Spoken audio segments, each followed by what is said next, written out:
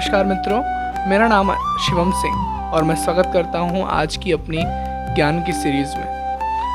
आज के अपने वीडियो का जो विषय है मित्रों वो यह है कि हम ईश्वर पर भरोसा रखते हैं तो ईश्वर से हम चीज़ों को मांगते हैं, परंतु क्या हमें ईश्वर से चीज़ों को मांगना चाहिए या ईश्वर स्वयं देंगे। आज के इस वीडियो में मैं यही बात करने वाला हूँ कि ईश्वर जो हैं उनसे हमें कुछ मांगना नहीं है, क्योंकि ईश्वर सब जानते हैं। प्रभु श्री रामचंद्र जी महाराज सब जानते हैं। चलिए शुरू करते हैं।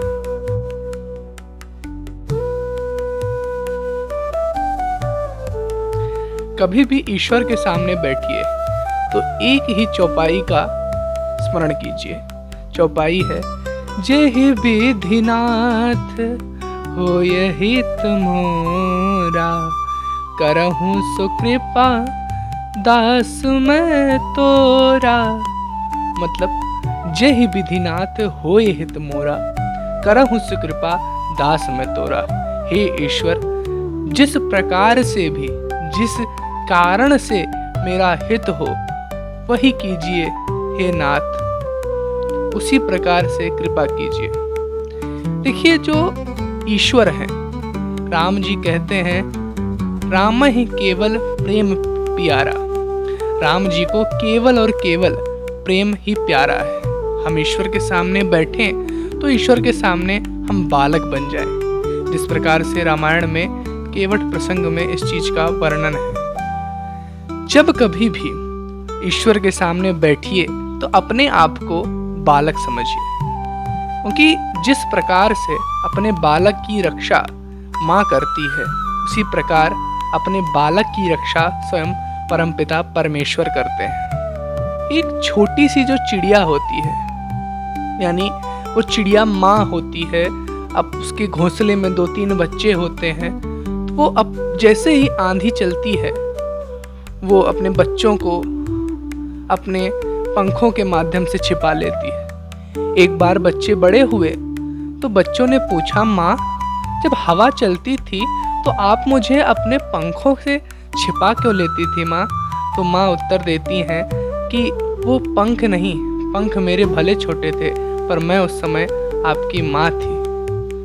तो माँ के पास चाहे जो हो, वो बिना मांगे बिना कुछ कहे अपने बच्चों की पीड़ा समझती है। उसी प्रकार यदि हम परमपिता परमेश्वर के सामने एक बालक के भांति अपना स्वभाव बना लें, एक बालक के भांति उनके सामने प्रकट हों, तो उनकी भी कृपा हमारे तक पहुंचने में देर नहीं लगी। जीवन में कभी भी जिस प्रकार से प्रभु श्री रामचंद्र जी महाराज जब जब कभी भी कहीं भी गए तो सर्वप्रथम उन्होंने अपने श्रेष्ठ यानी संतों से उस बारे में पूछा और उनसे आज्ञा ली। प्रसंग भी यही कहता है कि कभी भी जीवन में कोई भी कार्य प्रारंभ कीजिए तो अपने श्रेष्ठ की आज्ञा अवश्य लीजिए।